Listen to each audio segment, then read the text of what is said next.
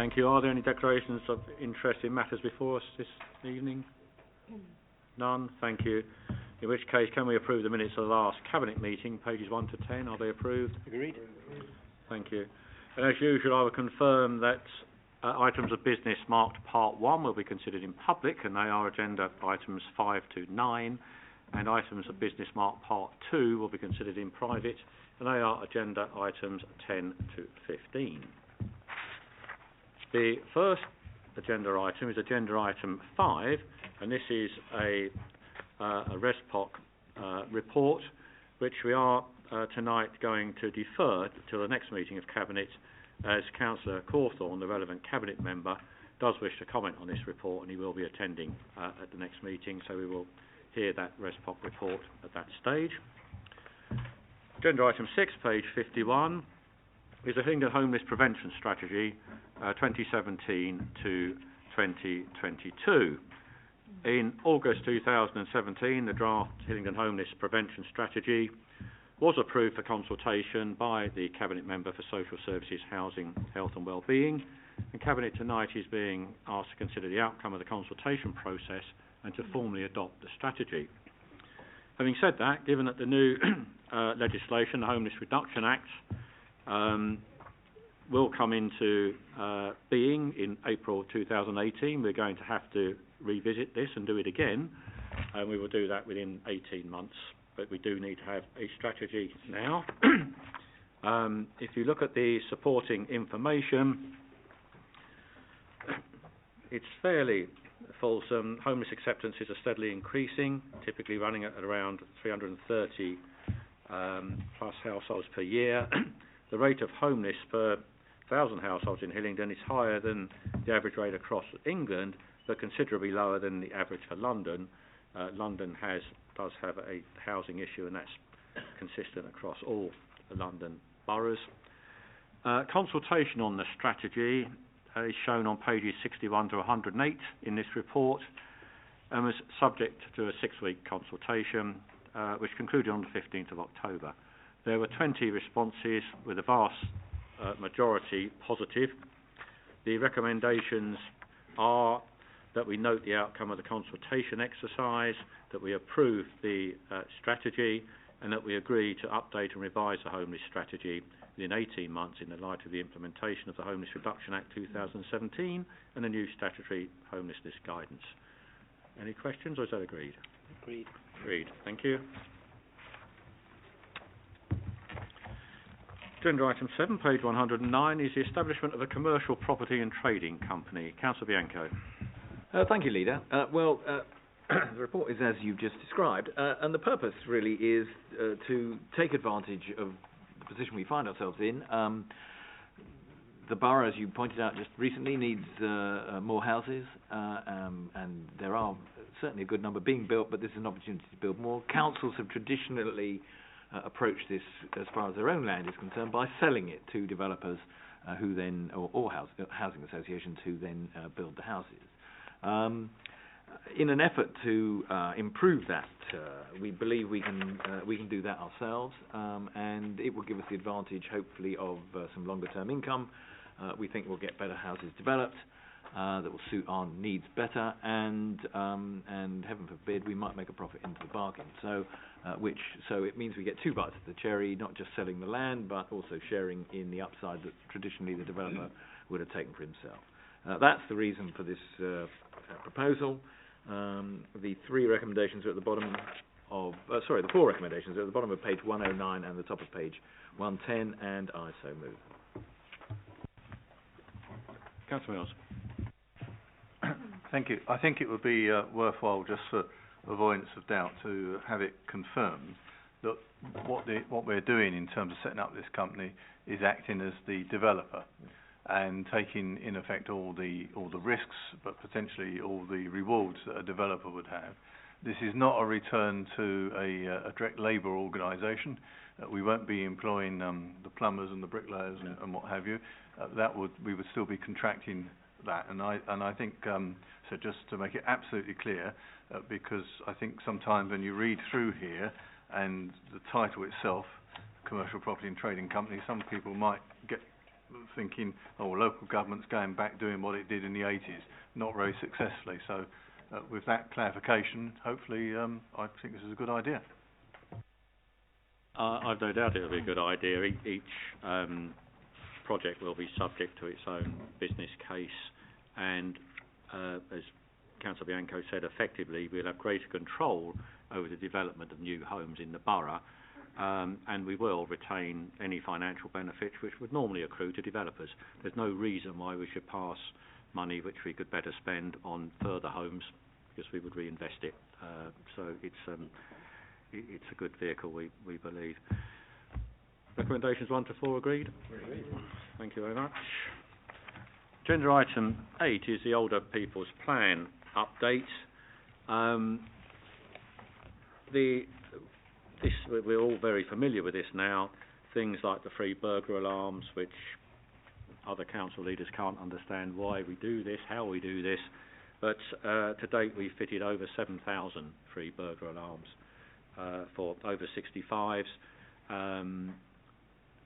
We've got about 500 left of the current phase now, and we've already ordered another 1,000, so this is going on into the future. This is something that is very well received by our residents. Satisfaction remains high, and people feel safer in their own homes. The telecare line service, enabling residents to live safely and independently in their own homes. Again, allowing this free to older people, 80 years or older. At September 17, we had 4,461 households benefiting from this, and within those households, 3,768 were over 80s. So it's quite a well-used service by the over 80s as well. Free swimming, very popular. Between April and August 2017, 12,830 visits were made, and that's up 2,000 on the same period last year. Free swimming lessons for older people also continue to be highly successful. Tackling dementia, we do a significant amount of work tackling dementia in activities in our libraries and other buildings. And if you look at paragraph 10, Hillingdon is the first place in the country to make use of the Tova Tefel Magic Play Table, which is a play table for people with dementia, learning disabilities or autism. An additional 6 tables have been purchased for use in libraries and residential care settings. We have used this table, and it was so successful, I was asked if we could buy another 1 or 2. Well, again, look at the prices, work it out, buy 6, and put them in our libraries. They will be used, and it's another service to an element of our community which we need to look after. The Brown Badge Parking Scheme, in the 3 months to October 17, a total of 460 new brown badges were issued to older residents, and at the start of October there were 10,715 active brown badge users in this borough. The financial support that we provide through Age UK, we provide Age UK with funding to give people financial health checks and make sure that those older people are getting any benefit that they're entitled to. And 66 checks that they've done recently led to receipts of £445,000. So that's 66 people had been entitled to and were now able to get. So I think that's quite successful as well. Full details of all activities are shown in the appendix. I am genuinely unaware of any other London borough with such a degree of support for its older residents. It's something that we as a council should be proud of and proud to continue providing. Is the recommendation agreed? Thank you. Agenda item 9, page 135, the Council's Budget 17-18 Month 6 Revenue and Capital Monitoring Report. Councillor Bianco. Thank you, Leader. Well, as you said, it's month 6, the half year as such, and the half year shows the good news that the net in-year underspend is now virtually 900,000. which is a very good place for it to be at 6 months out, and we expect it to improve during the rest of the year. The recommendations are shown on the bottom of page 135 and over onto 136, and numbers 1 to 11. I think the usual and relevant information, of course, is that with this continued underspend, it's looking as though the general fund balances at the end of the year will be just short of 39 million, which, of course, is another excellent place to find ourselves in, particularly when we're surrounded by boroughs who seem to have balances in single figures. Allied to that, of course, are the savings that we are continuing to bank, and you can see in paragraph 14 on 138, on page 138, that a further 299,000 of savings have been promoted from amber to on track since month 5. So I think now we can see that we are well in the zone to fully produce the savings that we have indicated we will this year. On the capital side, there is a slightly more slippage. It is due there's a slightly greater underspend, I should say, which is due to slippage on project expenditure. This isn't a bad thing. It just means that, for a variety of reasons, projects get slightly delayed, but that money will be spent on the many capital projects that we are running. And I think at that point, Leader, I know you'll want to say a few words. I will stop, but I will move the recommendations before I do so. Thank you, Councillor Bianco. The recommendation 1 is that we note the position that you've just summarised. Recommendation 2 is to note the Treasury Management update at Appendix C, and that's shown on page 174, where you'll note that we are receiving 0.41% on just under 114 million that we have invested, and on the 63.5 million general fund debt, we are paying an average of 3.38%. There were 3 scheduled EIP debt repayments, EIP equal instalment of principal payments, repayments during September, 2 of which were for $750,000 and the other for 1 million. Gilt yields went up during this month, however premiums remained too high to make early repayments of debt feasible. But there were no breaches of the Prudential Code or Treasury Management policies. Recommendation 3 is the normal noting of the delegation to myself and the Chief Executive to provide agency and consultancy appointments, and they are detailed in Appendix F, page 175. Recommendation 4, this refers to sums that we have in development risk contingency. This is a sum of money that we put aside at the beginning of the year, and it covers things like anticipated population growth.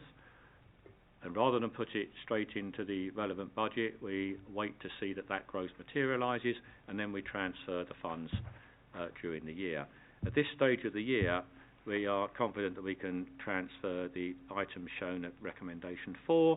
This will also aid with the base budget that we're going to use, and you'll see in its first version next month, the base budget for the next financial year.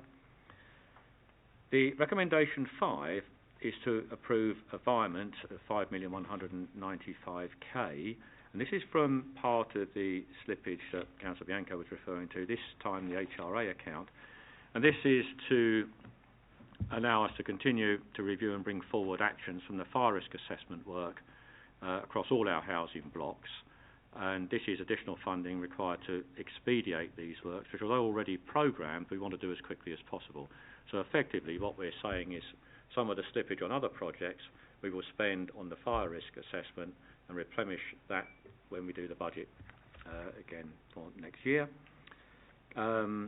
Similarly with the general fund, we're approving virements of 1851 of unallocated capital programme budgets to highway structural works for additional investment in the borough's roads and pavements. The first of those, recommendation 5, you'll find the details of paragraph 138, and recommendation 6 of paragraph 165.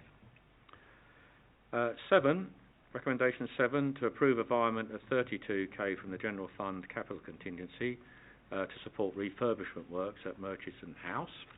That's fairly straightforward and is detailed at paragraph 6. Recommendation 8, to award Hillingdon Hospice 10k from the voluntary sector core grants budget to review and continue the work of the former Uxbridge Community Cancer Centre to March 2018. Recommendation 9 is to approve the purchase of a minibus, the 1381 Squadron Air Cadets, to be financed from the Youth Fund earmarked reserve. Recommendation 10 is to approve an uprating of inspection fees at Heathrow Airport for products of animal origin. As part of a broader bid review of the Council's imported food services, we've looked at fees and charges and reviewed these and benchmarked them across other airports. Where we normally benchmark them against other neighbouring boroughs, we've looked at other airports and we're putting our fees and charges up in line with those. Full details are shown at page 178, Appendix G. 11, to agree environment, and again this is covered at paragraph 165, 250k from unallocated capital projects to fund the initial costs relating to the relocation of HOAC, the Hillingdon Outdoor Activity Centre, from its current site to a new site at Denham Quarry. This will be funded externally. We have an agreement that HS2 will fund this project up to £26.5 million. This is funding that we're just spending on the initial study, which we will get back from HS2. In fact, I'm meeting with them next week, I think. Well, I was pointing out they should be paying in advance and we will get ahead of the game. All in all, a solid financial position, as you detail, Councillor Bianco, and a strong position to go into the next financial year with. Any comments? Are the recommendations agreed? Thank you. We now move to part 2.